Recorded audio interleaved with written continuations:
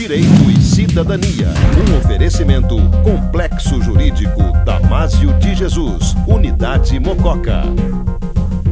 Nesse instante, vamos levar até a sua casa o nosso quadro Direito e Cidadania com o Dr. Renato Zeferino. E eu quero já perguntar a ele, o seguinte, doutor, um amigo empresário quer saber como abordar o mal pagador e, na verdade, que maneiras corretas e possíveis para receber. Bom, é sempre um prazer estar presente. Essa dúvida é bastante pontual, uma vez que há grande inadimplência no comércio. Para se cobrar, a maneira mais correta é sempre ter em mente a discrição. A pessoa, o empresário não pode, de forma alguma, tornar aquela cobrança de forma que se torne vexatosa para o mal pagador. Embora ele esteja equivocado, esteja errado em não fazer o pagamento, ele tem os seus direitos e não pode ser atormentado, não pode haver uma forma de cobrança de maneira que o torne, ele fique constrangido com aquela cobrança. Ou seja... Nada tão agressivo, né? Exato, não pode haver uma maneira assintosa, não pode haver algo que torne aquela pessoa sensível, fique intranquila com aquela cobrança, muito pressionada. Ou seja, o empresário não pode mandar uma banda de música na porta da casa daquele mal pagador, não pode o cobrador estar com uma camisa estampada, escrito cobrador, ou seja, essas maneiras, colocar no jornal que aquela pessoa está em dívida, essas maneiras muito agressivas, como você bem disse, que não são permitidas, né, que são vedadas aí pela legislação.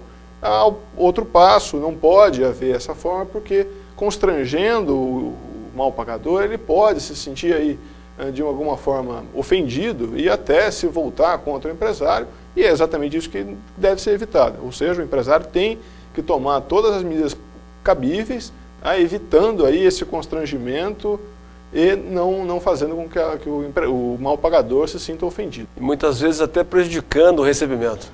Claro, se a maneira que aquela pessoa é abordada é uma maneira equivocada, sem aquele jogo de cintura, sem aquele jeitinho, o mal pagador acaba se sentindo aí ofendido e já aproveita até essa oportunidade e diz que não vai pagar porque ele foi ofendido. Então ele acaba invertendo essa situação e o empresário acaba assumindo esse prejuízo e prejudicando ainda mais o comércio, que a gente está vivendo aí em um momento bastante difícil. Então, Renato, na realidade o empresário faz a venda, atende bem o seu cliente, ou com cheque pré-datado, ou então com boleto bancário, e aí então não recebe a conta. Você já disse que nós não podemos abordar dessa forma, mas quais são as maneiras corretas então?